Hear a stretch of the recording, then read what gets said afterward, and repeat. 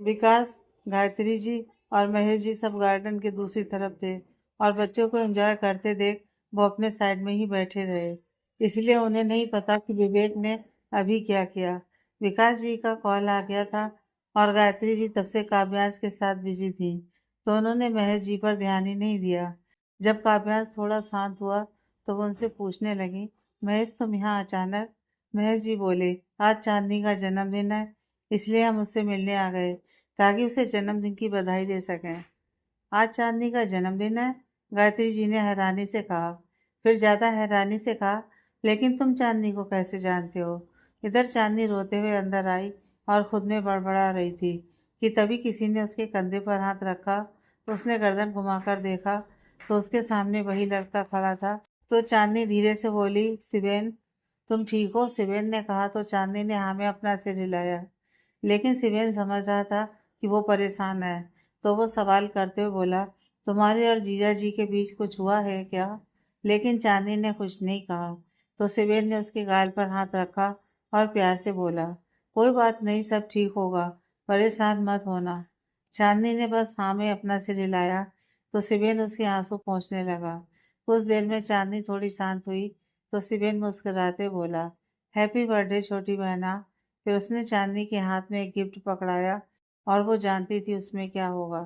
कुछ देर ऐसे ही बातें करने के बाद वो दोनों फिर से बाहर चले गए, लेकिन उन्हें नहीं पता था कि वहाँ कोई था जो उन दोनों को देख रहा था। बाहर गार्डन में गायत्री जी महेश जी की बात पर हैरान है कि आज चांदनी का भी बर्थडे है, और इससे ज़्यादा इस बात से कि महेश और चांदनी का क्या रिश्ता है। गायत्री जी की बात पर महेश जी बोले, वो मेरी भांजी है। महेश जी की बात सुनकर गायत्री जी बहुत हैरान हो गई। क्या भांजी? तो महेश जी बोले, हाँ, चांदनी ईसा की बेटी है, लेकिन मुझे तो पता चला था ईसा और उसके पति का एक्सीडेंट हुआ था और साथ में उनकी बच्ची भी थी। गायत्री जी ने हैरानी से कहा। इस बात पर महेश जी बोले, नहीं गायत्री, चांदनी उस वक्त मेरे पास घर में थी। काश मैंने दीदी जीजा जी को भी रोका होता तो आज वो। ये बोलकर महेश जी थोड़ा भावुक हो गए। विकास जी भी ये सब बातें सुन रहे थे और उन्हें ईसा के नाम से कुछ याद भी आ रहा था। विकास जी ने पूछा, क्या ये वही ईसा है जो हमें बयान के जन्म होने के समय मिली थी? ये सुनकर गायत्री जी ने हाँ में सिर हिलाया और बोली, महेश उसी ईसा का भाई है। विकास जी भावुक होते बोले, हम उसे कैसे भूल सकते हैं? अगर वो ना होती तो न जाने उस दिन क्या होता। अब तक चांदनी और सिबेन भी बाहर आ चुके थे कि उनकी नज़र महेश जी पर पड़ी और वो बोली, मामा जी। फिर वो भागती हुई उनके पास आई। चांदनी ने तुरंत उनके पैर छू लिए तो महेश जी ने उसके सिर पर हाथ रखा और एक दूसरे को देखते हुए दोनों की आंखें नम हो गई थी। चांदनी बस सिर झुकाए रोने लगी कि विकास जी बोले, बेटा अपने मामा जी का ऐसे स्वागत करोगी? तो चांदनी रोते हुए मुस्कुराने लगी। विकास जी फिर बोले, जन्मदिन की बहुत बहुत बधाई हो बेटा। उनकी बात पर चांदनी मुस्कुराई और वहीं सब बैठे बातें करने लगे। महेश जी चांदनी के मामा जी हैं और उनके साथ आया वो लड़का सिमेन ही है, उनका बेटा, जो पहले भी विला आया था, लेकिन तब उसे गार्ड ने अंदर आने नहीं दिया था। लेकिन आज वो गायत्री जी के नाम से अंदर आए क्योंकि महेश जी उन्हें जानते थे। चांदनी और सिबेन वहां बैठे बातें कर रहे थे कि तभी माधुरी के साथ बाकी सब भी वहीं आए। तो माधुरी ने सिबेन को देखा और कहा, चांदनी ये कौन है? तो चांदनी बड़ी खुशी से बोली, ये सिबेन है, मेरा भाई। ये सुनकर माधुरी ने सोचा कि ये नाम उसने पहले भी सुना है। फिर उसे याद आया कि कुछ समय पहले सिबेन चांदनी से मिलने आया था, लेकिन गार्ड ने उसे अंदर नहीं आने दिया था। अच्छा, तो ये है सिबेन जिसे मिलने के लिए तुम इतनी परेशान थी? ये सुनकर चांदनी और सिबेन दोनों मुस्कुराने लगे। वहां सब खुश हैं सिवाय गायत्री जी के, क्योंकि उनके मन में कुछ बातें चल रही हैं। चांदनी ईसा की बेटी है और इसलिए आज उसका भी बर्थडे है, क्योंकि विहान और चांदनी दोनों ने एक ही दिन एक ही हॉस्पिटल में जन्म लिया था। दूसरी तरफ सतीश और निखिल एक साइड में खड़े विवेक के बारे में ही कुछ बात कर रहे थे। निखिल, विवेक को क्या हुआ है? तुम्हें कुछ पता है? सतीश ने पूछा तो निखिल बस इतना बोला, भाई शायद विवेक और चांदनी के बीच कुछ प्रॉब्लम है। सतीश कुछ बोलता कि निखिल फिर बोला, मुझे लगता है वो दोनों खुद ही इस चीज़ को सॉल्व करे तो अच्छा होगा। इस बात पर सतीश ने भी हाँ में सिर हिलाया।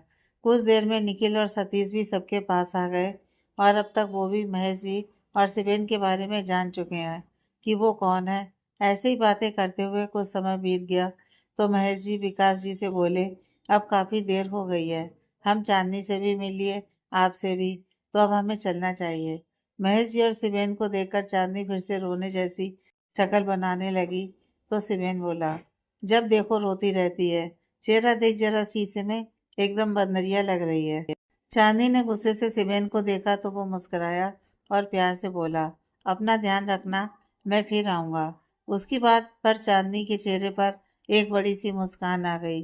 फिर महेश जी और शिवेन वापस चले गए और चांदनी की आंखें फिर नम हो गईं। कुछ देर बाद माधुरी के पेरेंट्स और बाकी सब भी अब तक जा चुके थे तो गायत्री और विकास जी काव्यांश को लेकर अंदर अपने रूम में चले गए। सतीश और निखिल स्टडी आए तो देखा विवेक वहाँ नहीं था। विवेक कहाँ है? सतीश ने पूछा तो निखिल ने अपने कंधे उचका दिए और फिर दोनों कुछ काम करने लगे। इधर गार्डन में बाकी सब अभी भी बाहर बैठे बातें कर रहे हैं। चांदनी सबको अपने और शिवेन के बारे में बता रही थी। चांदनी बोली, जब मैं मामा जी के घर जाती थी, शिवेन और मैं बहुत सारी मस्ती करते थे। हम साथ खेलते थे, साथ खाना खाते थे। वो मेरा सबसे अच्छा दोस्त था और हम हर वक्त साथ रहते थे। चांदनी बड़ी खुशी खुशी अपने बचपन के किस्से बता रही थी तो माधुरी बिहान और माई हंसते हुए उसकी सब बातें सुन रहे थे। माधुरी बोली, मुझे नहीं पता था कि मेरी भोली देवरानी इतनी शरारती है। माधुरी की बात सुनकर चांदनी मुस्कुराने लगी।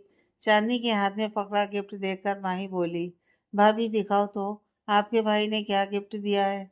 चांदनी ने खुशी खुशी वो गिफ्ट खोला और उसमें एक प्यारा सा मिट्टी का खिलौना था।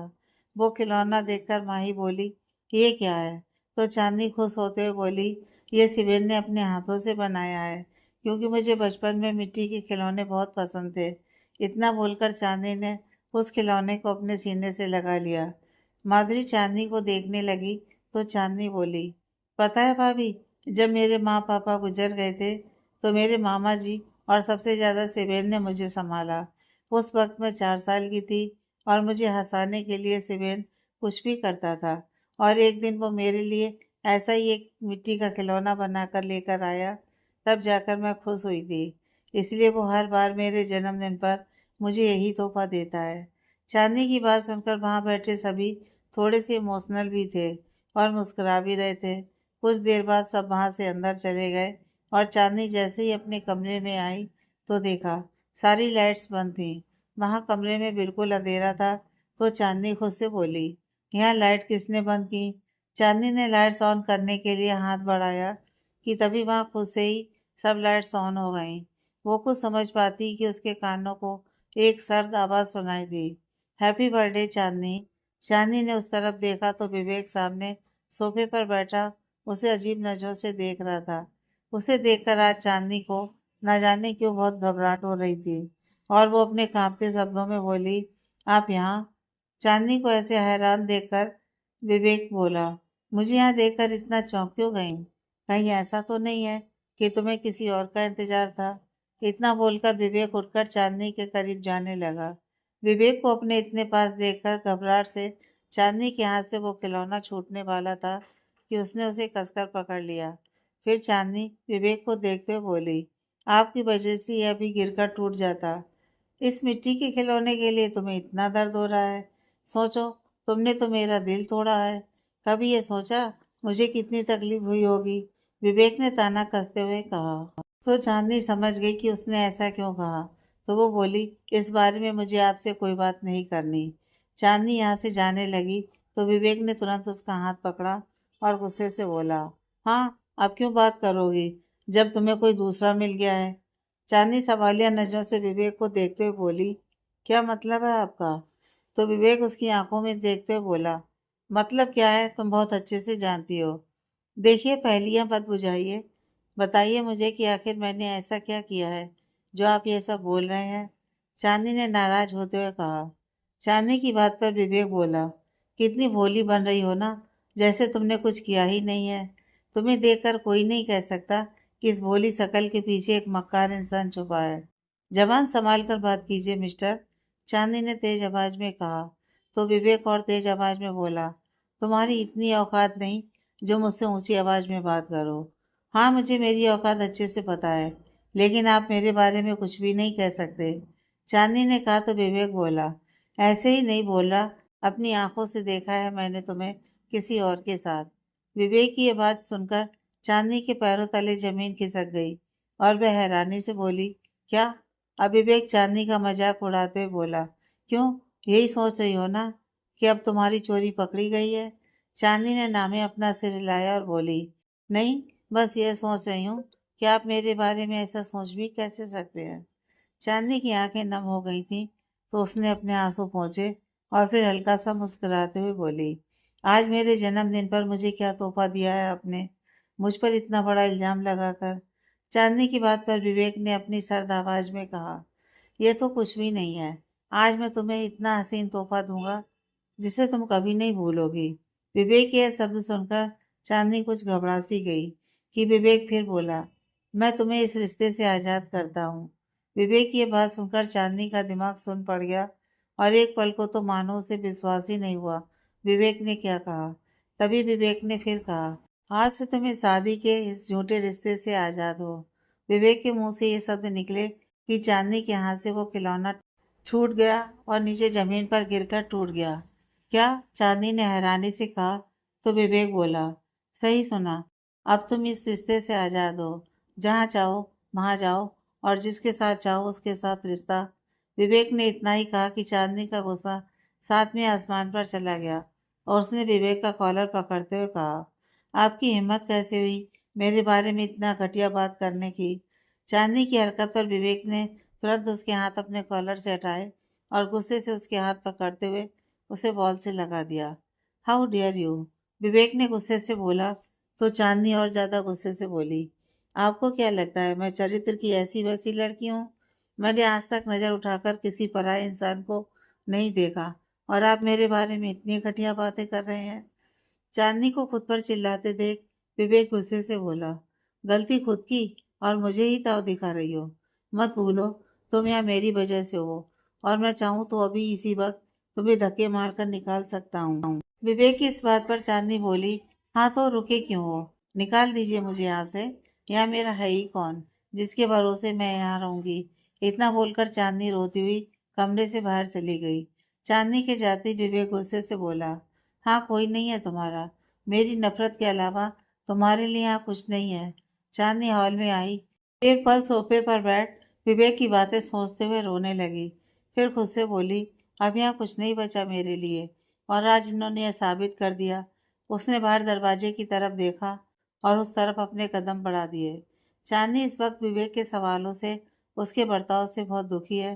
तो विवेक को लग रहा है चांदनी उसे धोखा दे रही है, क्योंकि चांदनी और शिवेन को साथ में देखने वाला इंसान और कोई नहीं विवेक ही था। जब निखिल ने उसे बाहर गार्डन में कुछ समझाया तो विवेक ने सोचा वो चांदनी को बर्थडे विश करेगा, इसलिए वो भी अंदर आ गया। लेकिन उसे नहीं पता था कि अब उसे क्या देखने को मिलेगा। और जब वो वहां पहुंचा तो उसने चांदनी और शिवेन को करीब देखा और कुछ गलत ही मतलब निकाला। विवेक को अब यही लग रहा था कि शायद शिवेन की वजह से चांदनी ने उसका प्यार ठुकरा दिया। वो बहुत गुस्से में अपने आप से लड़ रहा था कि चांदनी ने उसके साथ ऐसा क्यों किया और यही वजह है कि उसने चांदनी पर इतना बड़ा इल्जाम लगाया। इधर स्टडी में निखिल लैपटॉप पर कुछ काम कर रहा है, लेकिन सतीश अपने कमरे में जा चुका है। बहुत देर तक जब विवेक स्टडी नहीं आया तो निखिल ने सोचा वो खुद ही उसके कमरे में जाकर उससे बात करे। तभी उसकी नज़र चार्जिंग पर लगे चांदनी के फोन पर पड़ी तो वो उसे लेकर विवेक के रूम में जाने लगा। निखिल स्टडी से बाहर आया तो उसने देखा बाहर की तरफ से कुछ सो रहा था। कोई मेन डोर पर खड़ा है और गार्ड उसे रोकने की कोशिश कर रहे हैं। बाहर और कोई नहीं, चांदनी ही खड़ी है जो अभी विवेक की बातें सुनकर बाहर गई थी। लेकिन गार्ड उसे बार बार अंदर भेज रहे हैं और वो मान नहीं रही। निखिल को वहां कुछ गड़बड़ लगी तो वो तुरंत उस तरफ जाने लगा और उसने गार्ड को आवाज दी। निखिल की आवाज सुनकर चांदनी घबरा गई और जाकर कहीं पेड़ों के पास छुप गई। क्या हो रहा है यहाँ पर? निखिल ने कहा तो गार्ड बोला, सर अभी चांदनी मैम यहाँ से बाहर जाने की कोशिश कर रही थी। निखिल ने हैरानी से कहा, क्या बाहर जाने की कोशिश? इस वक्त उसे कहाँ जाना है? यह सोचकर उसे अब कुछ अजीब लगा तो उसने फिर कहा, अब वो कहाँ है? गार्ड यहाँ वहाँ देखते हुए बोला, पता नहीं सर, अभी तो मैं यहीं थी। गार्ड की बात पर अब निखिल थोड़ा घबराने लगा था और उसने गार्ड को कहा, वो पता करे चांदनी कहाँ है। निखिल खुद चांदनी को ढूंढने उसके कमरे में चला गया। चांदनी, निखिल ने चांदनी को आवाज दी तो उसे कोई जवाब नहीं आया, बल्कि उसके सामने विवेक गुस्से से लाल खड़ा था। विवेक, चांदनी कहाँ है? निखिल ने घबराते हुए पूछा तो विवेक बोला, होगी कहीं, और मेरे सामने उसकी बात मत कर। निखिल गुस्से से बोला, तो और किससे कहूँ? अभी चांदनी घर से बाहर जाने की कोशिश कर रही थी और अब वो यहाँ भी नहीं है, तो कहाँ गई है वो? विवेक को यह सुनकर अजीब लगा तो उसने सवाल करते हुए कहा, क्या मतलब है तेरा? उसकी बात पर निखिल डरते हुए बोला, मेरे भाई, वो यहाँ नहीं है। इतनी रात को वो कहाँ है? क्या तुझे कुछ समझ आ रहा है? निखिल की बात पर विवेक को भी अब उसकी फिक्र होने लगी थी, लेकिन वो गुस्सा भी था, तो वो बस इतना बोला, मुझे नहीं पता। ठीक है, तुझे कोई फर्क नहीं पड़ता है ना? इतना बोलकर निखिल गुस्से से रूम से बाहर चला गया। विवेक मन में सोच तो रहा था कि चांदनी कहाँ गई, लेकिन उसे चांदनी की बेरुखी, उसका धोखा सब याद आ रहा है, इसलिए वो फैसला नहीं कर पा रहा इस वक्त वो क्या करे। निखिल बाहर हॉल में आया और एक पल सोचने लगा कि इस वक्त घर में सबको कैसे जगाए। हो सकता है चांदनी गेस्ट रूम में होगी। ये सोचकर वो उसे वहां भी देखने गया, लेकिन चांदनी वहां नहीं थी और अब निखिल को समझ नहीं पा रहा था कि वो कहाँ गई। इधर चांदनी अभी कहीं छुपी थी कि उसने देखा गार्ड उसे ही ढूंढने के लिए मेन डोर से थोड़ा दूर आ गए हैं, तो चांदनी मौका देखते ही चुपके से वहां से बाहर निकल गई। उसने पलटकर एक नजर बिला को देखा और फिर रोते हुए वहां से कहीं चली गई। विवेक के रूम में निखिल की बातों से अब विवेक को भी चांदनी के लिए डर और फिक्र का एहसास तो हो रहा है, लेकिन उसका गुस्सा भी इस वक्त उसके दिमाग पर हावी हो रहा है। अचानक विवेक के दिमाग में कुछ आया और उसने फटाफट अपना लैपटॉप ओपन किया। फिर वो घर के सीसीटीवी फुटेज देखने लगा। उसने देखा कुछ देर पहले चांदनी बाहर हॉल में बैठी रो रही थी और उसे रोता हुआ देखकर विवेक को बहुत तकलीफ होने लगी। विवेक ने देखा चांदनी बाहर की तरफ चली गई। फिर उसके जाने के ठीक कुछ समय बाद निखिल भी बाहर गया था। फिर विवेक ने देखा निखिल तो वापस आया, लेकिन चांदनी वापस नहीं आई। विवेक ने मन में कहा, क्या इसका मतलब चांदनी सच में कहीं चली गई? वो सोच ही रहा था कि इतने में बाहर बिजली चमकने लगी और अचानक बारिश शुरू हो गई। उसने कुछ पल बाहर की तरफ देखा और झट से उठकर बाहर चला गया। विवेक हॉल में पहुंचा तब तक निखिल चांदनी को ढूंढने बिला से बाहर निकल चुका था। विवेक भी तुरंत अपनी कार में बैठा और बिला के बाहर चला गया। अब विवेक सच में डर रहा है कि इस वक्त ऐसे मौसम में चांदनी कहाँ होगी। इधर चांदनी सुनसान सड़क पर चलती जा रही है और अब तक पूरी भीग भी चुकी है। उसे नहीं पता वो कहाँ जा रही है और बिजली कड़कने की वजह से उसे डर भी लग रहा है कि, लेकिन वो विवेक से, उसके इल्जाम से, उसके बर्ताव से इतनी परेशान हो चुकी है कि अब वो बस उसकी जिंदगी से बाहर जाना चाहती है। जिस रास्ते पर वो चल रही थी, वहीं अचानक उसका पैर किसी पत्थर से टकराया और वो धड़ाम से जमीन पर नीचे गिर गई। उसका पैर मुड़ गया था और उसके हाथ में भी थोड़ी सी खरोंच आ गई थी। वो दर्द से चिल्लाई, आह। फिर वो जैसे तैसे कोशिश करके उठी और लंगड़ाते हुए फिर से चलने लगी। चांदनी ने देखा सड़क के किनारे पर कुछ लोग खड़े थे और उन्हें देखकर चांदनी को थोड़ा डर लगने लगा, क्योंकि उनमें से एक आदमी उसे अजीब नजरों से देख रहा था। चांदनी जल्दी जल्दी अपने कदम बढ़ाने की कोशिश कर रही थी, लेकिन पैर में चोट लगने की वजह से वो ठीक से चल भी नहीं पा रही थी। वो लोग तुरंत चांदनी के पास पहुंच गए कि तभी उनमें से एक आदमी बोला, बेटा, इतनी रात को कहाँ जा रही हो? उस आदमी के मुंह से बेटा सुनकर चांदनी को थोड़ी राहत तो मिली, लेकिन अगले ही पल वो फिर डरने लगी, क्योंकि उनमें से किसी आदमी के हाथ में शराब की बोतल थी। चांदनी बिना कुछ कहे फिर से चलने लगी, तो वो आदमी फिर बोला, बेटा, आगे रास्ता खराब है, सड़क भी बहुत सुनसान है, इतनी रात को तुम्हें वहां नहीं जाना चाहिए। अब तो चांदनी और ज्यादा डर गई कि उस आदमी ने कहा, बेटा, अगर तुम रास्ता भटक गई हो तो यहाँ पास ही मेरा घर है, तुम वहां जा सकती हो। कल सुबह अपने घर को निकल जाना। चांदनी को समझ में नहीं आया कि वो अब क्या करे, लेकिन उसके पास और कोई रास्ता भी नहीं था, तो वो उस आदमी के साथ उसके घर की तरफ चली गई। हालांकि उस दूसरे आदमी से चांदनी को डर भी लग रहा था, लेकिन इस वक्त उसके पास और कोई चारा भी नहीं था। दूसरी तरफ विवेक और निखिल चांदनी को अलग अलग रास्तों में ढूंढ रहे हैं, लेकिन अब तक दोनों में से किसी को चांदनी की कोई जानकारी नहीं मिली। विवेक इसी रास्ते पर पहुंचा और देखा सामने की रोड बहुत खराब थी, जिसे देख विवेक सोच में पड़ गया, चांदनी यहाँ से कहाँ गई होगी। तभी ठीक उसी जगह जहाँ चांदनी के पत्थर से टकराने से चांदनी कुछ देर पहले गिरी थी, उसी जगह से विवेक गुजर रहा था। खराब रास्ते और तेज बारिश की वजह से उसने कार रोकी, फिर कार से बाहर निकलकर उस रास्ते को देखने लगा। कुछ देर वो ऐसे ही पानी में भीग कर चांदनी के बारे में सोचता रहा कि अचानक उसकी नज़र उसी पत्थर के पास पड़ी किसी चीज पर गई। वहां चांदनी की पायल गिरी हुई थी और उसी के आसपास उसकी कुछ टूटी हुई चूड़ियां भी थीं, जिन्हें विवेक फौरन पहचान गया क्योंकि ये उसी की लाई हुई थी। विवेक उन सबको देखते हुए बहुत घबरा रहा था, क्योंकि अब उसे चांदनी को लेकर किसी अनहोनी का डर लगने लगा था। उसने जल्दी से चांदनी की पायल अपनी पॉकेट में रखी और धीरे धीरे उसी रास्ते की तरफ जाने लगा। इधर विवेक और निखिल दोनों चांदनी को ढूंढ रहे हैं, तो विला में अब तक इस बारे में किसी को कुछ नहीं पता है कि आज क्या हुआ है। काव्यांश हो चुका है, इसलिए सतीश और माधुरी दोनों बालकनी में बैठे बातें कर रहे हैं। माधुरी खुश है क्योंकि आज का दिन मस्ती भरा बीता। उनके बच्चे को इतना प्यारा नाम मिला, फिर बिहान और चांदनी का बर्थडे सेलिब्रेशन। सतीश भी खुश है, लेकिन वो विवेक को लेकर थोड़ा परेशान भी है। सतीश ने माधुरी के चेहरे को छुआ और उसके गाल सहलाते हुए कहा, अब तुम्हें आराम करना चाहिए, शाम को भी काफी देर तक तुम बाहर थी। माधुरी मुस्कुराते हुए बोली, आज मुझे बिल्कुल भी नींद नहीं आ रही है। तो सतीश प्यार से बोला, तो क्या मन है तुम्हारा, कुछ देर यहीं रहिए, यहाँ अच्छा लग रहा है। माधुरी ने आसमान को देखते हुए कहा। तो सतीश मुस्कुराते हुए बोला, ठीक है, कुछ देर और बैठते हैं। सतीश की बात पर माधुरी मुस्कुराते हुए उसे देखने लगी। विकास जी के रूम में गायत्री जी आज पुरानी सब बातें और ईसा को याद करते हुए बहुत भावुक हो गई हैं, और उनकी नम आंखें देखकर विकास जी भी उनके मन की बात समझ रहे हैं। विकास जी गायत्री जी के आंसू पोंछते हुए बोले, बस अब शांत हो जाओ, तुम्हारा दर्द मैं समझता हूँ। उस दिन तुम्हारी हालत देखकर मैं भी बहुत ज्यादा घबरा गया था। और वो दोनों बीते वक्त में चले गए। फ्लैशबैक 18 साल पहले, जब बिहान होने वाला था, सुबह से ही हल्की बारिश हो रही थी और मौसम बहुत अच्छा था। गायत्री जी बाहर हॉल में बैठी कुछ पढ़ रही थी और अपने सामने खेलते सतीश और विवेक को मुस्कुराते हुए देख रही थी। घर में विकास जी और कुछ सर्वेंट थे जो अपने अपने काम में लगे हैं। क्योंकि गायत्री जी अब किसी भी वक्त खुशखबरी देने वाली थी, तो विकास जी ज्यादातर उनके पास रहते थे और ऑफिस का काम भी घर से ही करते थे।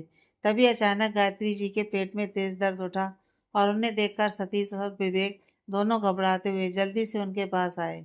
मम, क्या हुआ आपको? सतीश ने कहा और फिर विवेक से कहा, विवेक जल्दी डैड को बुलाओ। तो वो विकास जी को बुलाने आया, जो किसी रूम में बैठे अपना काम कर रहे थे। विकास जी फौरन गायत्री जी के पास आए तो देखा उनकी हालत ठीक नहीं है। गायत्री जी दर्द में बोली, जी मुझे जल्दी हॉस्पिटल लेकर चलिए। उनकी बात पर विकास जी ने हाँ कहा और वो गायत्री जी को संभालते हुए बाहर ले जाने लगे। सतीश और विवेक भी साथ चलने की जिद करने लगे, तो विकास जी ने समझाया, बेटा बाहर मौसम ठीक नहीं है। वो तो दोनों मान गए। विकास जी खुद ही ड्राइव करते हुए हॉस्पिटल जाने लगे और वो कुछ दूर ही पहुंचे थे कि बारिश तेज हो गई और उसकी वजह से उनकी गाड़ी बंद पड़ गई। उन्होंने तुरंत घर में कॉल करके ड्राइवर को दूसरी कार लाने को कहा, लेकिन अब तक बारिश की वजह से रास्तों में जाम लगने लगा था। अब विकास जी गायत्री जी को देख घबरा गए और वो कार से बाहर निकले, फिर सड़क पर खड़े होकर किसी से लिफ्ट मांगने लगे। खराब मौसम की वजह से कोई भी उनके लिए कार नहीं रोक रहा था और बढ़ते पलों के साथ गायत्री जी की तकलीफ और भी ज्यादा बढ़ रही थी। तभी सामने से आती एक कार उनके पास रुकी, तो विकास जी उम्मीद भरी नजरों से उस तरफ देखने लगे। एक महिला ने कार का शीशा नीचे किया तो विकास जी ने देखा वो महिला भी प्रेग्नेंट थी। शायद वो खुद भी दर्द में ही थी और ये बात उसके चेहरे से साफ पता चल रही थी। अब उस महिला को देख विकास जी को समझ नहीं आया कि वो क्या बोले, लेकिन फिर गायत्री जी की हालत देख विकास जी रिक्वेस्ट करते हुए बोले, मैडम हमारी हेल्प कीजिए, मेरी वाइफ प्रेग्नेंट है और इस वक्त वो बहुत तकलीफ में है। वो महिला तुरंत बाहर आने लगी, तो विकास जी ने उन्हें कार में अंदर रहने को कहा, लेकिन वो नहीं मानी और गायत्री जी की मदद के लिए आ गई। विकास जी और उस महिला दोनों ने संभाल कर गायत्री जी को कार में बिठाया और हॉस्पिटल के लिए निकल गए। वो लोग पास के ही किसी हॉस्पिटल आए क्योंकि गायत्री जी से अब दर्द बर्दाश्त करना बहुत मुश्किल हो रहा था। जल्दी ही डॉक्टर और नर्स भी उनके पास पहुंच गई और कुछ ही समय बाद वहां बच्चे के रोने की आवाज़ सुनाई दी। उस दिन गायत्री जी ने एक लड़के को और उस महिला ने एक लड़की को जन्म दिया, जो बिहान और चांदनी थे। दोनों एक ही दिन एक ही हॉस्पिटल में हुए थे, इसलिए आज दोनों का बर्थडे था। वो महिला ईसा थी, चांदनी की माँ, और उसी दिन पहली बार गायत्री जी की उनसे मुलाकात हुई थी। तभी वहाँ चांदनी के पापा भी आए, जो खराब मौसम की वजह से रास्ते में कहीं फंसे थे। शायद इसलिए चांदनी की माँ खुद से ही हॉस्पिटल के लिए घर से निकल गई थी। जब ईसा और गायत्री जी दोनों हॉस्पिटल में थी, तभी गायत्री जी महेश जी से मिली, लेकिन शायद उस वक्त विकास जी वहाँ नहीं थे, इसलिए वो तब उनसे नहीं मिल पाए थे। गायत्री जी और ईसा जी एक ही शहर में थी, लेकिन दोनों अपने परिवार और बच्चों की जिम्मेदारी में बिजी हो गईं, इसलिए वो दोनों दोबारा नहीं मिले। बस वो कभी समय मिलने पर फोन में एक दूसरे से बात किया करती थी। कुछ समय बाद गायत्री जी को पता चला कि ईसा और उसके हस्बैंड का एक कार एक्सीडेंट हुआ है और कोई नहीं बचा। गायत्री जी ने तो यही मान लिया था कि ईसा की बच्ची भी अब इस दुनिया में नहीं है। फ्लैशबैक खत्म। गायत्री जी बोली, देखिए तो किस्मत भी कैसे खेल दिखाती है। उनकी बात पर विकास जी बोले, उस दिन तुम्हारे और बिहान के लिए वो भगवान बनकर आई थी। वो खुद भी प्रेग्नेंट थी, खुद भी तकलीफ में थी, लेकिन बिल्कुल भी घबराई नहीं। मैंने ईसा को मना किया वो कार से बाहर ना आए, लेकिन वो अपनी परवाह किए बिना तुम्हारी मदद के लिए आई। शायद इसीलिए चांदनी सबके बारे में इतना सोचती है, जैसे उसकी माँ थी। और कितनी खुशी की बात है कि आज ईसा की बेटी हमारे घर की बहू है। इसे ही नियति कहते हैं। उस दिन ईसा का हम पर कर्ज था, जो अब चांदनी के रूप में हमें चुकाना था, इसलिए वो यहाँ आई। इस बात पर गायत्री जी ने हमें अपना सिर हिलाया, लेकिन चांदनी के बारे में सोचकर गायत्री जी के दिल से बस एक ही बात निकली, जिस ईसा की वजह से मुझे मेरा बिहान मिला, उसी की बच्ची के साथ मैंने कितना कुछ गलत किया।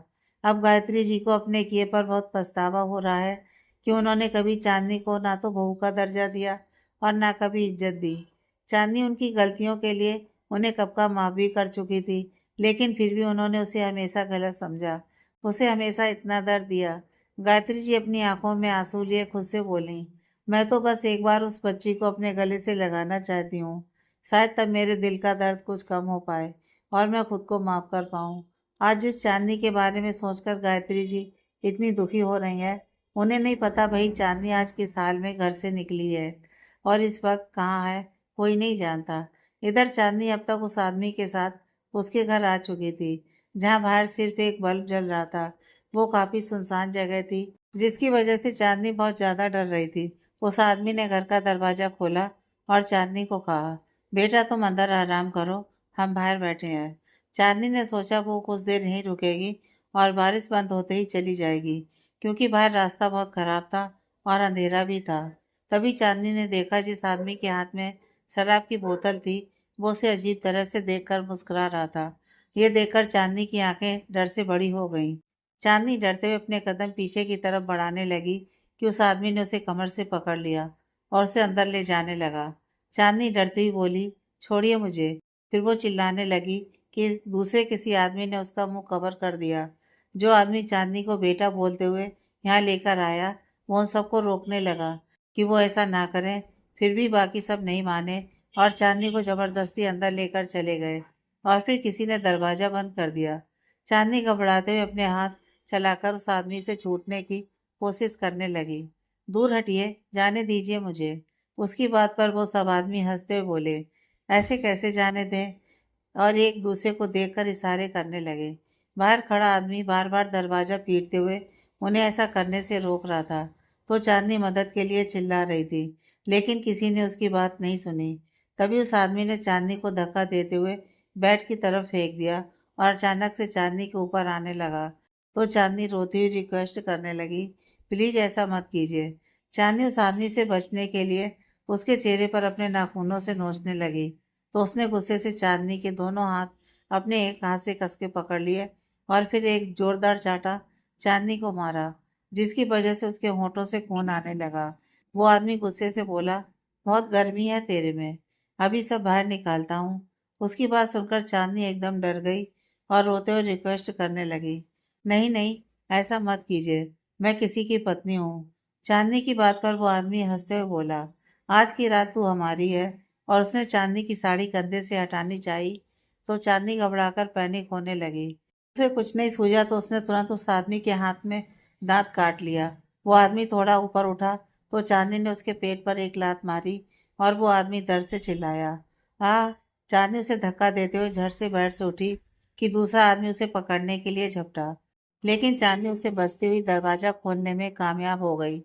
तभी उस आदमी ने चांदनी को फिर से कमर से पकड़ लिया और उसे खींचकर वापस लाने लगा कि चांदनी की नज़र सामने रखी शराब की बोतल पर पड़ी। उसने आगे बढ़कर मुश्किल से वो बोतल उठाई और उस आदमी के सिर पर दे मारी। उस आदमी ने अपना सिर पकड़ लिया और चांदनी तुरंत वहां से बाहर आई। घर के बाहर तो हल्की लाइट थी, लेकिन सड़क पर बहुत अंधेरा था। उस वजह से चांदनी को समझ में नहीं आ रहा कि वो अब कहाँ जाए।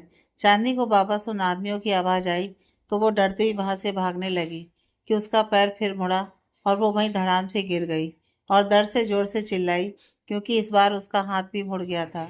अब फिर से उन सब आदमियों ने चांदनी को पकड़ लिया और जिसके सर पर चांदनी बोतल मारकर गई थी, वो आदमी बहुत गुस्से से चांदनी के पास आया और उसे एक जोरदार तमाचा मारा। वो आदमी चांदनी का चेहरा पकड़ते हुए बोला, बहुत भाग लिया, अब तुझे हमसे कोई नहीं बचा सकता।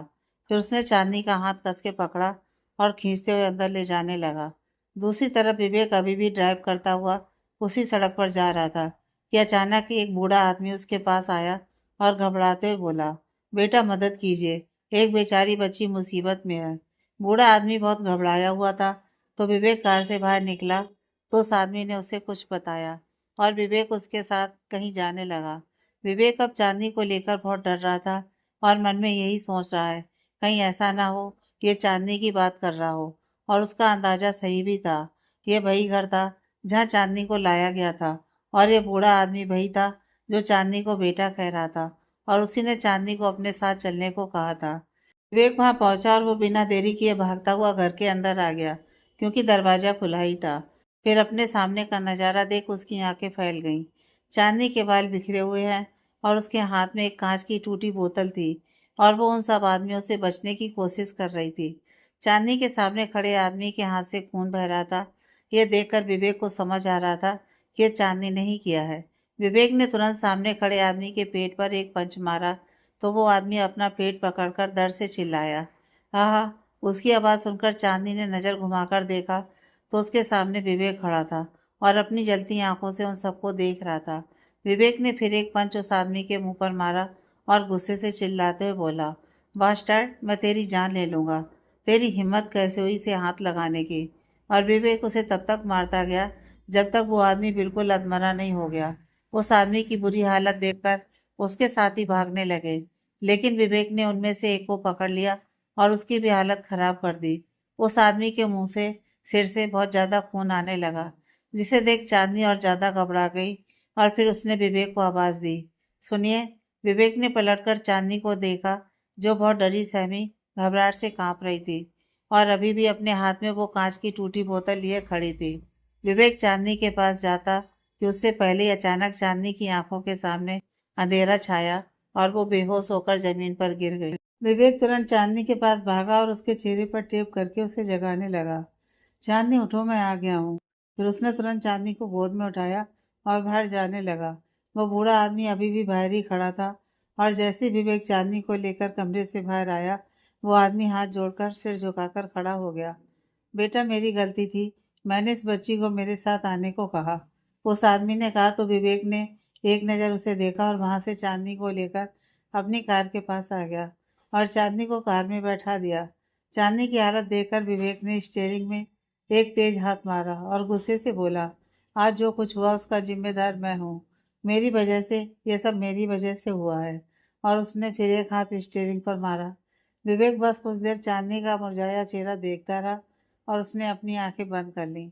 अभी कुछ देर पहले जो हुआ या हो सकता था, यह सोचकर वो खुद से लड़ रहा है। विवेक चांदनी से नाराज जरूर था, लेकिन वो ऐसे ही घर छोड़कर चली जाएगी, ये विवेक ने कभी नहीं सोचा था। हालांकि उसने ही चांदनी को मजबूर किया था ऐसा करने के लिए, क्योंकि कोई भी लड़की अपने चरित्र पर उंगली उठते नहीं देख सकती। विवेक ने अपनी आंखें खोली और एक नज़र चांदनी को देखा, फिर तेजी से ड्राइव करता हुआ वहां से निकल गया। दूसरे किसी रास्ते में निखिल अभी भी चांदनी को ढूंढने की कोशिश कर रहा है, लेकिन उसे पता नहीं है कि विवेक भी चांदनी को ढूंढने निकला है, क्योंकि दोनों ने विला से निकलते समय एक दूसरे से कोई बात नहीं की थी।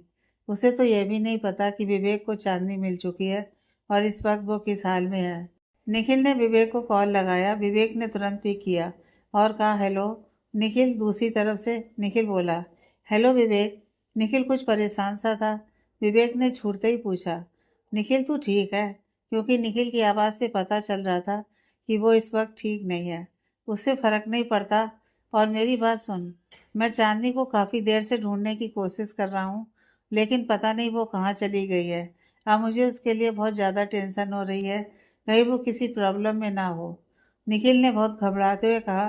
विवेक ने निखिल की पूरी बात सुनी और वो समझ रहा है कि चांदनी के लिए वो कितना परेशान है। विवेक ने एक गहरी सांस छोड़ी और बोला, रिलैक्स निखिल, वो मेरे साथ है। निखिल हैरानी से बोला, क्या तेरे साथ? लेकिन तू तो घर पर था। हाँ निखिल, लेकिन विवेक अपनी बात पूरी करता कि उससे पहले निखिल ने कहा, पहले मुझे ये बता तू है कहाँ पर और चांदनी कहाँ है? क्या चांदनी घर पर ही थी? फिर निखिल थोड़ा नाराज होते हुए बोला, यार ये लड़की चांदनी की वजह से मैं कितना परेशान हुआ और ये तेरे साथ है। निखिल की बात पर विवेक ने कहा, लिसन निखिल, चांदनी घर पर नहीं थी और मैं भी उसी को ढूंढने निकला था। विवेक की बात पर निखिल ने थोड़ा तेज बोला, उसे हुआ क्या? कुछ बताएगा? कहाँ थी चांदनी? देख निखिल, अभी कुछ भी बताना मुश्किल है। मैं चांदनी के साथ फार्म हाउस जा रहा हूँ, तू भी वहीं आ जा। इतना बोलकर विवेक ने फोन काट दिया। निखिल सोच में पड़ गया, आखिर चांदनी थी कहाँ पर और विवेक उसके साथ फार्म हाउस क्यों जा रहा है। चांदनी इस वक्त जिस हाल में थी, विवेक उसे बिला नहीं ले जा सकता था, क्योंकि घर में सभी चांदनी के बारे में पूछते तो वो क्या बताता कि विवेक और चांदनी के बीच क्या हुआ। विवेक ये भी जानता था कि चांदनी को इस हाल में देखकर सबसे ज्यादा माधुरी भाभी और उसके डैड परेशान हो जाते, इसलिए उसने चांदनी के साथ फार्म हाउस जाना ही बेहतर समझा। कुछ ही देर में विवेक चांदनी के साथ फार्म हाउस पहुंच गया। चांदनी अभी भी बेहोश थी, तो विवेक उसे गोद में उठाकर कमरे तक ले आया और उसे बेड पर लिटा दिया। चांदनी की हालत बहुत खराब थी। उसका चेहरा बिल्कुल मुरझाया हुआ था, जिसमें आंसुओं के निशान साफ नजर आ रहे थे। बाल बिखरे हुए थे। उसकी साड़ी कई जगह से फट गई थी और हाथ पैरों में कुछ खरोच और चोटों के निशान भी थे। चांदनी को इस हाल में देखकर विवेक को कितनी तकलीफ हो रही थी, इसका अंदाजा शायद ही कोई लगा सकता था।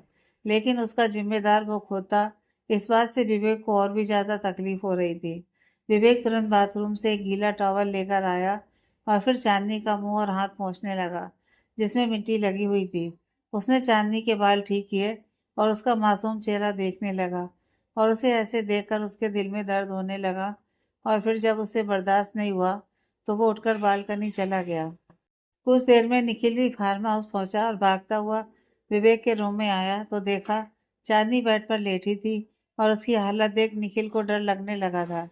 विवेक, निखिल ने आवाज दी और वो बालकनी में चला गया। विवेक, क्या हुआ चांदनी को? वो इस हाल में क्यों हुआ है? निखिल ने घबराते हुए कहा।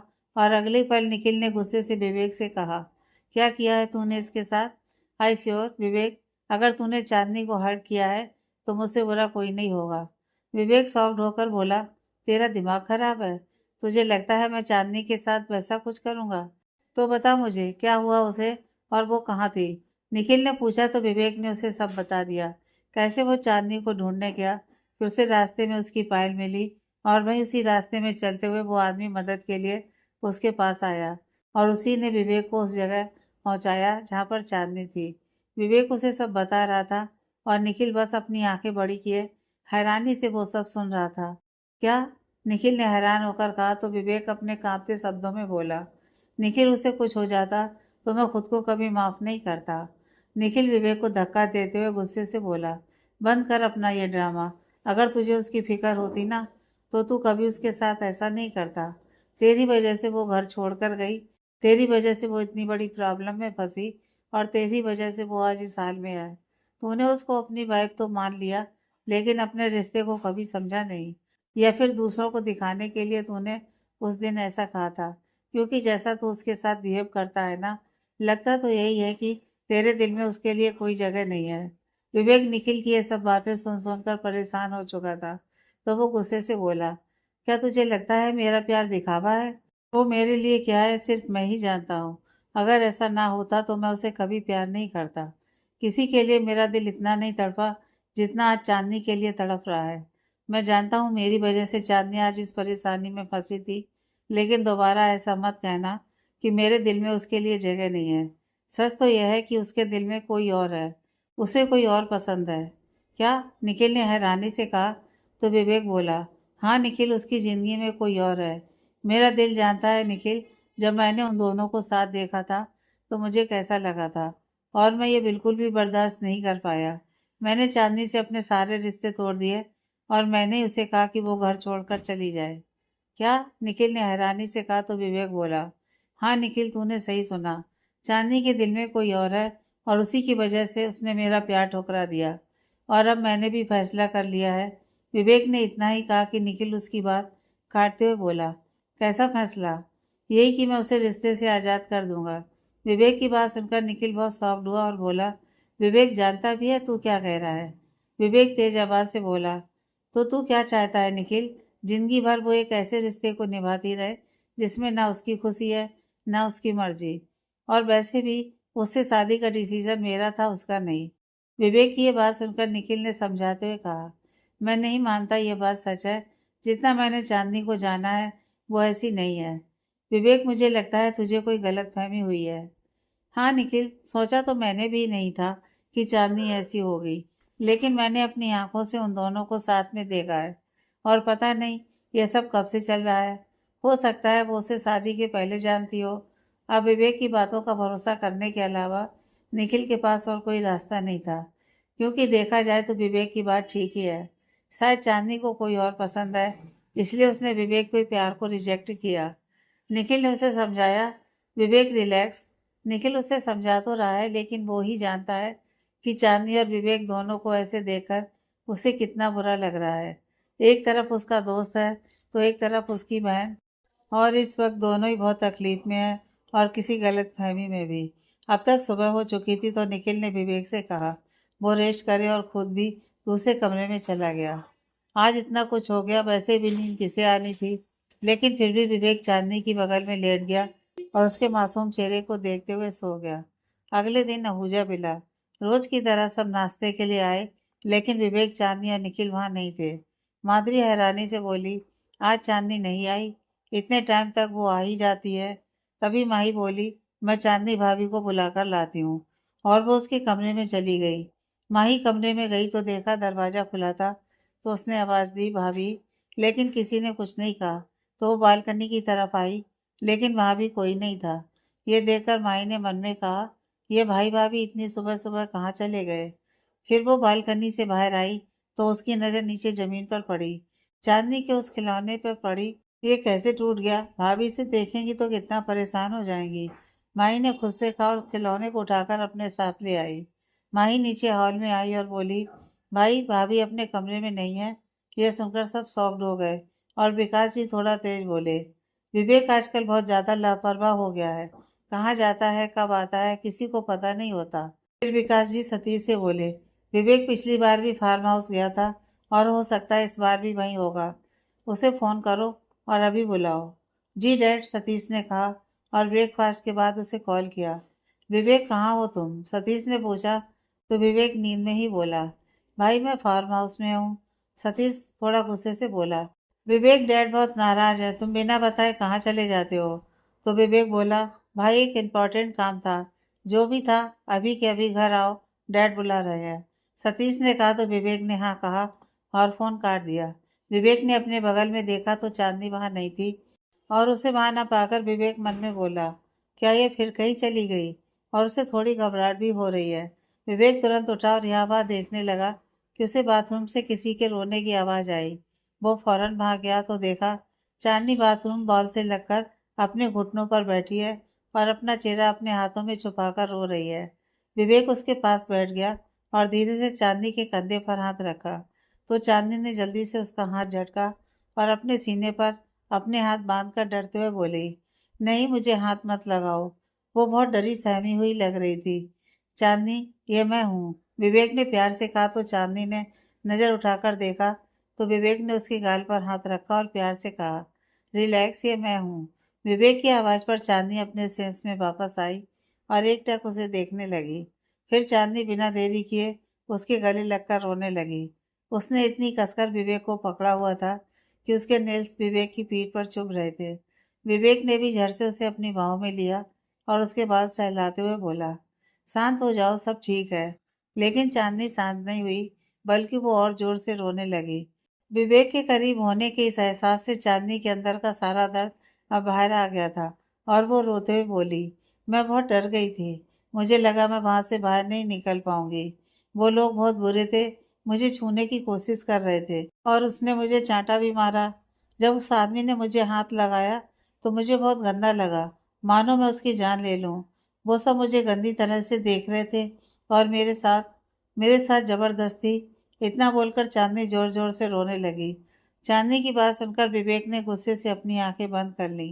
कल तो वो सब आदमी किसी तरह बच गए थे, वरना विवेक जिस तरह से उन्हें मार रहा था वो सच में उसकी जान ले लेता। कुछ देर में चांदनी थोड़ी शांत हुई, लेकिन अभी भी वो विवेक के सीने से लगी हुई थी। तभी विवेक ने कहा, शांत हो जाओ, अब हम घर चलेंगे। ठीक है, घर? यह सुनकर अचानक चांदनी को वो सब बातें याद आ गईं जो कल की रात विवेक ने उसे कही थी और घर से निकल जाने को कहा था। चांदनी ने जल्दी से विवेक के हाथ हटाए और उसे धक्का देते हुए उससे अलग हुई। विवेक गिरने ही वाला था कि उसने खुद को संभाला। चांदनी तुरंत उठकर बाहर जाने लगी कि विवेक ने उसका हाथ पकड़ लिया तो चांदनी गुस्से से उसका हाथ झटकते हुए बोली, हाथ मत लगाइए मुझे। वाट? विवेक ने हैरानी से कहा। तो चांदनी बोली, किस हक से आप मुझे हाथ लगा रहे हैं? क्या लगती हूँ मैं आपकी? चांदनी को गुस्सा होते देख विवेक ने भी गुस्से से कहा, जानती भी हो क्या बोल रही हो? बहुत अच्छे से जानती हूँ, अपनी जगह भी और औकात भी। चांदनी ने ताना मारते हुए कहा। तो विवेक समझ गया चांदनी ये सब क्यों बोल रही है। लेकिन विकास जी ने उन्हें घर बुलाया है तो वो आराम से बोला, देखो डैड ने बुलाया है और हमें घर चलना है अभी। विवेक की बात पर चांदनी फिर गुस्से से बोली, जब आप मुझे इस झूठे रिश्ते से आज़ाद कर चुके हैं तो किस घर की बात कर रहे हैं? मुझे आपके साथ आपके घर नहीं जाना। चांदनी की बात पर अब विवेक ताना मारते हुए गुस्से से बोला, तो किसके घर जाना है? उस सिबेन के? उसी से प्यार करती हो ना, और उसके लिए ही तुमने मेरा प्यार ठुकरा दिया। यह सुनकर चांदनी को अपने कानों पर विश्वास ही नहीं हुआ। अपने और सिबेन के लिए इतनी गंदी बात सुनकर चांदनी अपना आपा खो बैठी और अगले ही पल उसने एक जोरदार तमाचा विवेक को दे मारा। विवेक को समझ पाता कि उससे पहले चांदनी गुस्से से उसका कॉलर पकड़ते हुए बोली, आपने ये सोचा भी कैसे? सिबेन मेरा भाई है। चांदनी की बात सुनकर विवेक एक पल को तो फ्रीज हो गया और हैरानी से बोला, वाट, वो तुम्हारा भाई है? विवेक इतना हैरान था कि उसे रियलाइज नहीं हुआ कि अभी चांदनी ने उसे चांटा मारा था और उसके हाथ अब तक उसके कॉलर पकड़े हुए थे। वो कुछ समझ पाता कि चांदनी ने उसके कॉलर से उसे झकझोरते हुए अपने कांपते हुए शब्दों से कहा, हाँ वो मेरा भाई है। मेरे जन्मदिन पर मुझे विश करने मुझसे मिलने आया था। लेकिन आपने तो, इतना बोलकर चांदनी फूट फूट कर रोने लगी। चांदनी इतनी जोर से रो रही थी कि नीचे किचन से सर्वेंट ऊपर उनके कमरे तक आ गए थे और एक सर्वेंट तो निखिल के रूम में उसे जगाने चला गया। निखिल हैरानी से बोला, क्या हुआ? तो सर्वेंट ने उसे सब कुछ बताया तो वो भागता हुआ विवेक के कमरे में आ गया। चांदनी को ऐसे रोता देख निखिल तुरंत उसके पास आया और उसका नाम पुकारा, चांदनी। निखिल की आवाज़ पर चांदनी ने उसे देखा और उसने तुरंत विवेक का कॉलर से हाथ हटाए और उससे थोड़ा दूर हटे। चांदनी, क्या हुआ तुम्हें? निखिल ने कहा और चांदनी की तरफ अपना हाथ बढ़ाया तो वो 2 कदम पीछे हट गई और रोते हुए बोली, नहीं भाई, आप मेरे पास मत आना, वरना आपके दोस्त मेरे और आपके रिश्ते पर भी उंगली उठाएंगे। चांदनी की आवाज़ सुनकर निखिल की आंखें बड़ी हो गईं। उसने सर्वेंट को नीचे जाने को कहा और तुरंत दरवाजा बंद किया। विवेक, जो अभी तक सुन पड़ा था, जब उसने चांदनी की बात सुनी तो उसने एक नज़र चांदनी को देखा, फिर निखिल को, जो बहुत हैरानी से उसे ही देख रहा था। चांदनी, ये क्या कह रही है? निखिल ने गुस्से से और हैरानी से कहा। तो चांदनी बोली, भाई ये बहुत बुरे हैं, इन्हें मुझ पर जरा भी भरोसा नहीं है। इन्हें लगता है मेरे और सिबेन के बीच। इतना बोलकर चांदनी ने अपना चेहरा हाथों में छुपाया और रोने लगी। क्या? सिबेन और चांदनी? निखिल ने हैरानी से विवेक को देखा, जो खुद बिल्कुल शांत खड़ा था, मानो उस पर भी कोई पहाड़ गिर गया हो। अब निखिल चांदनी की बातों का मतलब बहुत अच्छे से समझ गया था कि आखिर बात क्या हुई थी। विवेक ने जिसे चांदनी के साथ देखा, वो कोई और नहीं, सिवेनी था। और उसी को देखकर विवेक ये समझ बैठा कि सिवेन चांदनी का कोई लवर है। निखिल को विवेक पर इस वक्त इतना गुस्सा आ रहा था कि वो बता नहीं सकता था, लेकिन अभी उसने चांदनी को संभालना ज्यादा जरूरी समझा। चांदनी, निखिल ने आवाज दी और उसे शांत रहने को कहा, लेकिन वो खुद नहीं समझ पा रहा कि वो उसे अब विवेक को लेकर क्या ही समझाए। निखिल ने एक गहरी सांस ली और चांदनी के पास गया और उसका हाथ पकड़कर उसे आराम से बेड पर बिठाया और उसके बगल में बैठ गया। चांदनी, शांत हो जाओ, निखिल ने आराम से कहा। तो वो थोड़ा शांत हुई और उसने निखिल को नजर उठाकर देखा तो वो बोला, मैं समझ सकता हूँ चांदनी, विवेक ने मेरी बहन पर सवाल उठाए हैं और तुम्हारी तरह मुझे भी बहुत तकलीफ हो रही है। भाई, उन्होंने मेरे चरित्र पर सवाल किए हैं। क्या मैं ऐसी लड़की हूँ? मैंने अपने पूरे दिल से हमारे रिश्ते को निभाने की कोशिश की है, लेकिन शायद मुझसे ही कोई कमी रह गई होगी। शायद हमारा रिश्ता ही इतना कमजोर है कि उन्हें मुझ पर अब तक विश्वास नहीं हुआ। क्या कोई भी आएगा और ये समझ लेंगे कि मैं गलत हूँ? चांदनी अपने दिल की सब बातें, सब दुख सुना रही थी और निखिल बिना कुछ कहे बस उसकी बात सुनता रहा। तभी विवेक के फोन में सतीश का फिर कॉल आया और वो बोला, विवेक, डैड वहीं आ रहे हैं।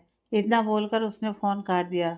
निखिल, डैड यहाँ आ रहे हैं, विवेक ने कहा तो निखिल और चांदनी हैरानी से एक दूसरे का मुंह देखने लगे। निखिल ने प्यार से कहा, चांदनी, अभी के लिए शांत हो जाओ, डैड आते ही होंगे, और तुम फ्रेश हो जाओ। निखिल की बात पर चांदनी ने हाँ कहा तो निखिल विवेक के साथ नीचे हॉल में आ गया। वो दोनों हॉल में आए ही थे कि अगले ही पल निखिल ने गुस्से से विवेक को एक पंच मारा और बोला, विवेक, तुझसे ज्यादा घटिया इंसान मैंने अपनी जिंदगी में नहीं देखा। उसकी बात पर विवेक ने कोई रिएक्ट नहीं किया, क्योंकि वो अभी भी उस कंडीशन में नहीं था कि कुछ समझ पाए। विवेक की हालत पर निखिल ने अपना माथा पकड़ लिया और बोला, विवेक, जब फ्रेश हो जा, डैड आने वाले हैं, और अब जब उन्हें सब पता चलेगा तो न जाने वो कैसा रिएक्ट करेंगे, उसने फ्रस्ट्रेट होते हुए कहा। फिर निखिल अपनी कार से अपना बैग लेने गया, क्योंकि अभी कुछ समय पहले वो शहर से बाहर था, तो उसका सामान अभी भी कार में ही था। निखिल ने अपना सामान लिया और कार बंद कर ही रहा था कि उसकी नज़र चांदनी के फ़ोन पर पड़ी, जो कल से उसके पास था, लेकिन शायद जल्दीबाजी में कार में ही गिर गया था। उसने फ़ोन उठाया और अंदर चला गया। इधर चांदनी भी फ्रेश हो चुकी थी। उसके पास दूसरे कपड़े तो नहीं थे, लेकिन उसने अपनी पहनी हुई साड़ी को ही साफ किया और ठीक से एडजस्ट किया, क्योंकि वो कई जगह से फट गई थी। विवेक तो अब तक खुद को समझा नहीं पा रहा था कि जिसकी वजह से उसने चांदनी को इतना कुछ गलत कहा, जिस वजह से चांदनी घर छोड़कर चली गई थी और इतनी बड़ी मुसीबत में फंसी थी, वो वजह सिर्फ उसकी एक गलत फहमी थी। चांदनी को उसने बेवजह इतनी बड़ी सजा दी, उस पर इतने इल्जाम लगाए, और तो और उसने चांदनी को अपने रिश्ते को तोड़ने तक की बात कह दी। ये सब सोचकर उसका दिमाग अब कुछ भी समझ नहीं पा रहा था। कुछ देर बाद विवेक, चांदनी और निखिल तीनों नीचे हॉल में बैठे थे कि वहाँ विकास जी और सतीश आए। चांदनी ने तुरंत उनके पैर छुए तो विकास जी मुस्कुराए और फिर बिना वक्त गवाए विवेक से थोड़ा नाराज होते हुए बोले, क्या मैं पूछ सकता हूँ, तुम इस तरह बिना बताए क्यों चले जाते हो? क्या तुम्हारे माँ बाप को इतना जानने का हक नहीं है कि उनके बच्चे कहाँ हैं? विवेक हिचकते हुए बोला, डैड, वो। उसकी बात पूरी होती कि चांदनी बोली, पापा, इनकी गलती नहीं है, वो मेरा ही बाहर घूमने का मन था, इसलिए हम रात को बाहर निकल गए थे, और फिर देर ज़्यादा हो गई थी, तो इसलिए हमने आपको परेशान करना ज़रूरी नहीं समझा। चांदनी की बात पर विकास जी ने एक नज़र उसे देखा, फिर विवेक को, और बोले, बेटा, मुझे लगता तो नहीं है कि वजह यही थी, लेकिन अब तुम बोल रही हो तो मैं मान लेता हूँ, क्योंकि मुझे अपनी बेटी पर पूरा भरोसा है। विकास जी की ये बात सुनकर चांदनी ने अपना सिर झुका लिया, क्योंकि वो अब उनसे नजरें नहीं मिला पा रही थी। विकास जी फिर बोले, और मैं तुमसे यही उम्मीद करता हूँ कि अगली बार अगर कुछ भी ऐसा हो तो तुम सबसे पहले अपने पापा को बताओगी। ये बात सुनकर तो चांदनी की आंखें छलक गईं, क्योंकि उसने विकास जी से झूठ बोला था और ये बात उसे अच्छी नहीं लग रही थी। उसने बस हाँ में अपना सिर हिलाया और किचन की तरफ चली गई। किचन की तरफ जाकर चांदनी सेल्फ से लगकर सुबकने लगी कि किसी सर्वेंट ने उसकी तरफ देखा और कुछ बोलना चाहा, तो चांदनी ने उसे नामे इशारा करके चुप रहने का इशारा किया। बाहर विकास जी विवेक और निखिल दोनों को देख रहे थे, जिनके चेहरे के रंग उड़े हुए थे। वो समझ रहे हैं कि कुछ बात तो है, लेकिन यह भी समझ रहे हैं कि शायद चांदनी नहीं चाहती वो इस बारे में जाने, तो उन्होंने किसी को फोर्स भी नहीं किया।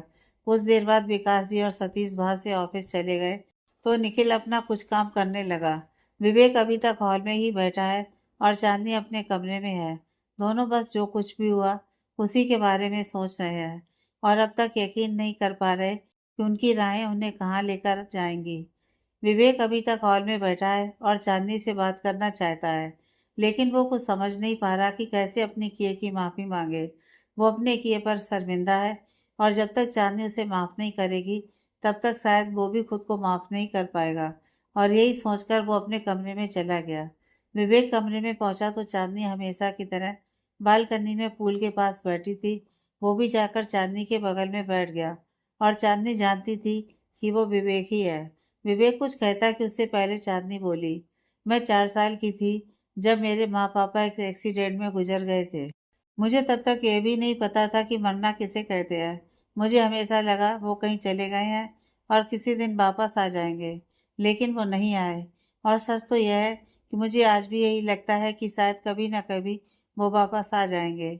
माँ पापा के जाने के बाद मैं कुछ दिन मेरे मामा जी के पास रही और उनका बेटा शिवेन मेरा भाई, उसने एक पल मुझे अकेला नहीं छोड़ा। वो हर वक्त मेरे साथ था और उसके साथ वो छोटी सी 4 साल की चांदनी ये भूल गई कि अब उसके माँ बाप नहीं है और उसकी ज़िंदगी का फैसला कोई और करने वाला है। फिर मेरे चाचा चाची को पता चला पापा अपनी सारी प्रॉपर्टी मेरे नाम कर गए हैं। घर में बहुत ज़्यादा झगड़ा हुआ, लेकिन शिवेन और मैं तब भी अपने में मस्त थे। ये बोलते हुए चांदनी हल्का सा मुस्कुरा दी।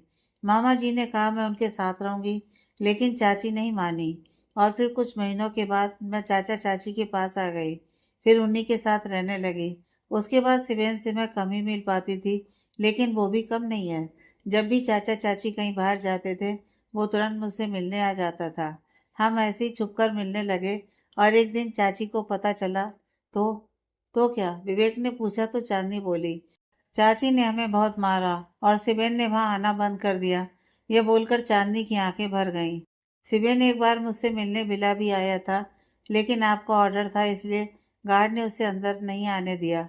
उस दिन मुझे बहुत बुरा लगा, लेकिन मैं कुछ नहीं कर सकती थी। पता नहीं जो लोग मुझे अपना मानते हैं वो ही मुझसे दूर क्यों हो जाते हैं। जब मुझे थोड़ी सी खुशी मिलती है तो किस्मत उसे मुझसे छीन क्यों लेती है। इतना बोलकर चांदनी चुप हो गई और विवेक बस उसे अपनी नम आंखों से देखता रहा। उसे अपने किए पर बहुत ज्यादा पछतावा हो रहा था। वो अपने दिल टूटने पर चांदनी से इतना ज्यादा नाराज था कि उसे पता ही नहीं चला कब उसने चांदनी का दिल तोड़ दिया। विवेक ने चांदनी को एक ऐसा दर्द दिया शायद जिसके लिए उसे कभी माफ ना करे। लेकिन आज विवेक चांदनी से दिल से माफी मांगना चाहता है और वो बस इतना बोला, आई एम सॉरी। अपने किए पर मैं बहुत शर्मिंदा हूँ और इसके लिए तुम जो भी सजा दो वो मुझे मंजूर है। यह सुनकर चांदनी ने एक नज़र विवेक को देखा, जिसकी आंखें नम थीं और चांदनी उनमें दर्द और पछतावा देख सकती थी। एक बार फिर चांदनी उसकी आंखों में खोने लगी थी कि उसने तुरंत अपने जज्बातों को संभाला और अपनी नजरें फेर लीं। वहाँ दोनों खामोश थे, लेकिन दोनों का दिल जानता है उनके अंदर कितना कुछ चल रहा था। कुछ देर में चांदनी कमरे के अंदर आ गई और विवेक अभी भी वहीं बैठा है, खुद को कोस रहा है या फिर यह कहें खुद को माफ करने की कोशिश कर रहा है। शाम के वक्त निखिल अपने लैपटॉप में कुछ काम कर रहा था कि वो खुद से बोला, मैंने बहुत देर से माही से बात नहीं की है, पूछूं तो बिला में क्या कर रही है। ये सोचकर उसने अपना फ़ोन लिया तो देखा उसका फ़ोन स्विच ऑफ हो चुका था। कल से उसने ध्यान ही नहीं दिया उसका फ़ोन कितनी देर से बंद पड़ा है।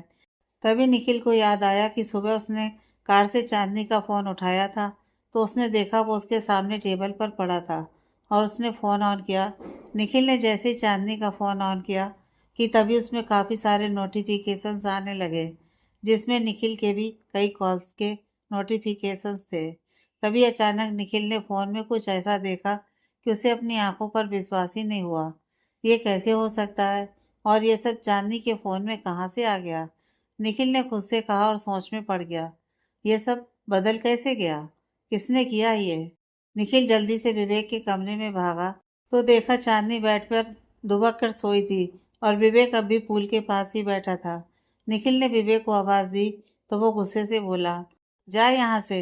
निखिल, विवेक प्लीज, देखिए बहुत जरूरी है। निखिल ने रिक्वेस्ट की तो विवेक ने इरिटेट होकर कहा, अब ऐसा क्या हो गया चांदनी? निखिल ने इतना ही कहा कि विवेक गुस्से से बोला, लिसन निखिल, अगर तू अब फिर से मुझे लेक्चर देने वाला है तो मेरी बात सुन। मुझे मेरी गलती का एहसास है और तुझे बार बार मुझे याद दिलाने की जरूरत नहीं है। निखिल थोड़ा परेशान होकर बोला, समझ गया, लेकिन कुछ और है जो मुझे बताना है। विवेक ने सवालिया नजरों से उसे देखा तो निखिल बोला, विवेक, मुझे नहीं पता चांदनी के फोन में यह सब कैसे और कहाँ से आया, लेकिन ऐसा नहीं होना चाहिए था। निखिल की यह बात पहले तो विवेक को समझ में नहीं आई, लेकिन निखिल कुछ परेशान सा था तो विवेक ने आराम से कहा, क्या हुआ तुझे? विवेक, ये देख। निखिल ने विवेक को चांदनी के फोन में कुछ दिखाया और वो देखकर विवेक की आंखें फटी की फटी रह गईं। व्हाट? ये कैसे हो सकता है? विवेक ने बहुत हैरान होकर कहा। तो निखिल बोला, भाई मैं भी सोच रहा हूँ, यह सब चांदनी के फोन में कैसे? इसमें तो कोई और था, तू कहाँ से आ गया? विवेक तुरंत चांदनी का फोन चेक करने लगा और उसकी कॉल लिस्ट में एक नंबर था जिसे वो बहुत अच्छे से पहचानता था। और फिर वो गुस्से से बोला, नैना, ये अपनी हरकत से बाज नहीं आएगी। निखिल ने सवाल करते हुए पूछा, नैना? तो विवेक बोला, हाँ निखिल, ये उसी का नंबर है। नैना ने चांदनी को कॉल किया था, लेकिन क्यों और कब? निखिल ने फिर सवाल किया तो विवेक ने डेट देखी और वो कुछ सोचने लगा। ये कॉल तो उसी दिन का है, इसका मतलब चांदनी को लगा ये मैं हूँ, इसलिए उसने मेरा प्यार। विवेक ने धीरे से कहा तो निखिल बोला, विवेक क्या हुआ? क्या मतलब है तेरा? Next part.